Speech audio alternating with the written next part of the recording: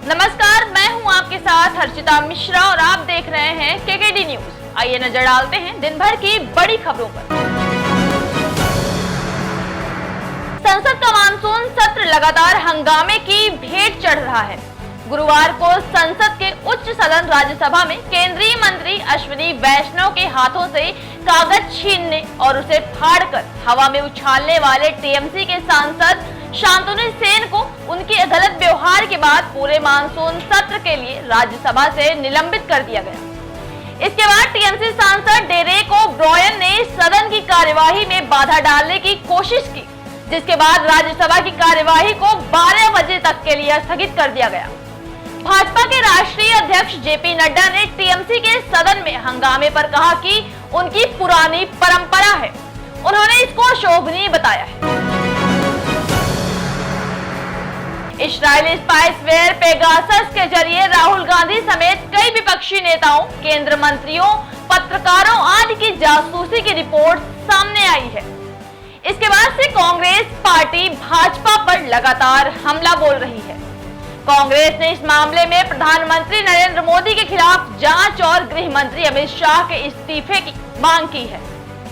इस बीच आज यानी शुक्रवार को मानसून सत्र के चौथे दिन कांग्रेस नेता राहुल गांधी ने पत्रकारों से इस मुद्दे को लेकर बातचीत की है। उन्होंने कहा कि सरकार ने पेगासस का इस्तेमाल राजनीतिक हथियार के तौर पर किया है। मेरा भी फोन टैप हुआ है। राहुल गांधी ने कहा कि जासूसी कांड पर विपक्ष एकजुट है। इस पूरे प्रकरण के लिए सरकार को जिम्मेदार है। इस कारनामे पर गृह मंत्री को इस्तीफा देना चाहिए और प्रधानमंत्री के खिलाफ जांच होनी चाहिए। राहुल गांधी ने आगे कहा, क्या हम पेगासस खरीद सकते हैं? कौन इसे खरीद सकता है?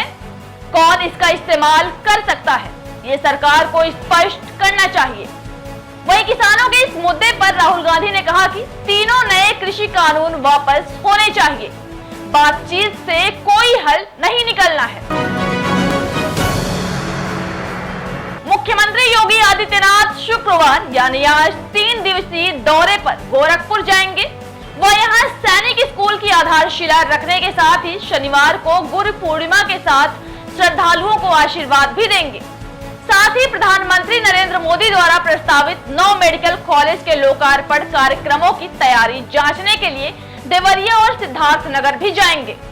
हालांकि मुख्यमंत्री के आगमन को लेकर अभी मिनट टू मिनट कार्यक्रम नहीं जारी हुआ है, मगर प्रशासन ने अपनी तैयारियां शुरू कर दी है।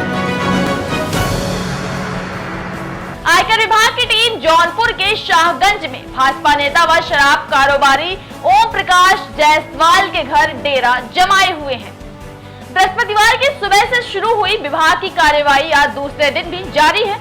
देर रात 1:30 बजे एक गाड़ी से ओम प्रकाश जायसवाल की भयोहू व नगर पालिका परिषद शाहगंज के अध्यक्ष गीता जायसवाल को जेसी चौराहे स्थित मकान से फार्म हाउस पर ले गई। 10 मिनट बाद दूसरी गाड़ी से उनके भाई प्रदीप जायसवाल को फार्म हाउस पर ले जाया गया, जहां सुबह से ही जांच पड़ताल चल रही है। इधर वाराणसी से ओम प्रकाश जायसवाल के मोहित अग्रवाल को देर रात शाहगंज लाया गया।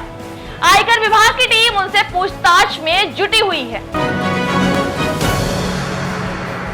विधानसभा चुनाव से पहले भाजपा कार्यकर्ताओं के जरिए घर घर संपर्क का अभियान चलाएगी। इसके लिए 2 महीने का टास्क तैयार किया गया है और इस दौरान अलग अलग कार्यक्रम आयोजित किए गए हैं। पार्टी की ओर से विशेष टीकाकरण अभियान 23 जुलाई से होगा और 24 जुलाई से भाजपाई मठ मंदिरों में दस्तक देंगे।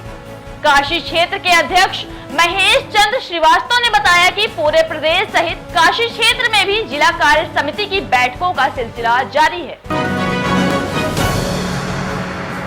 दिल्ली उच्च न्यायालय ने एक अहम फैसले में कहा कि किसी भी राज्य के मुख्यमंत्री द्वारा किए गए वादे या घोषणा को लागू करना जरूरी है। कोर्ट ने दिल्ली सरकार को कोरोना महामारी के दौरान मुख्यमंत्री द्वारा गरीबों का मकान किराया देने के जुमले पर 6 हफ्ते में अमल करने का आदेश दिया है। देश में सियासी स्थितियों को देखते हुए दिल्ली हाई कोर्ट के इस फैसले को अहम माना जा रहा है।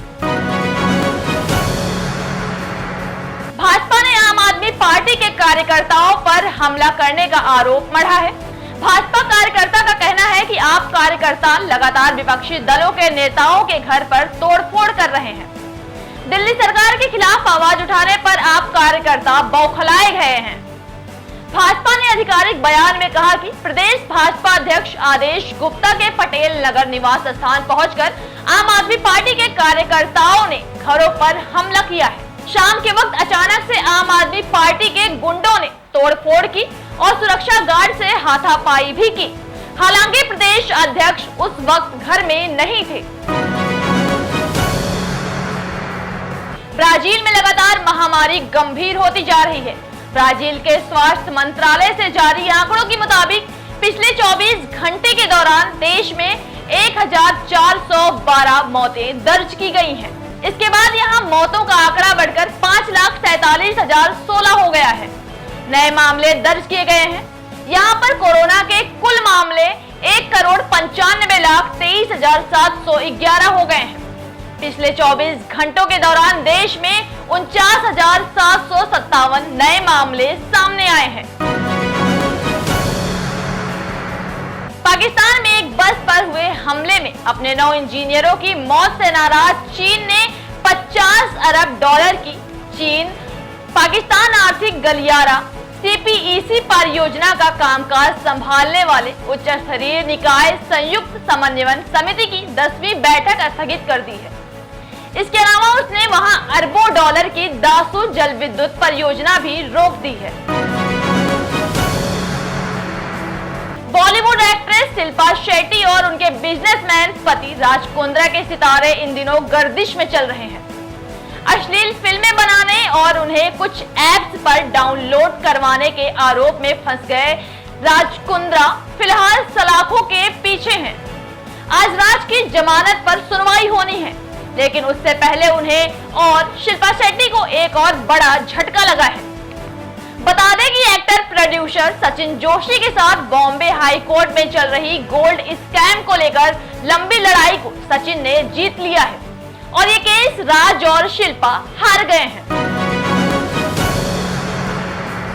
इसी के साथ ही देश और दुनिया की तमाम बड़ी खबरों के लिए आप बने रहे हमारे साथ और देखते रहिए खबरों की दुनिया। और साथ ही खबरों की दुनिया को लाइक, शेयर, सब्सक्राइब करना बिल्कुल ना भूलें।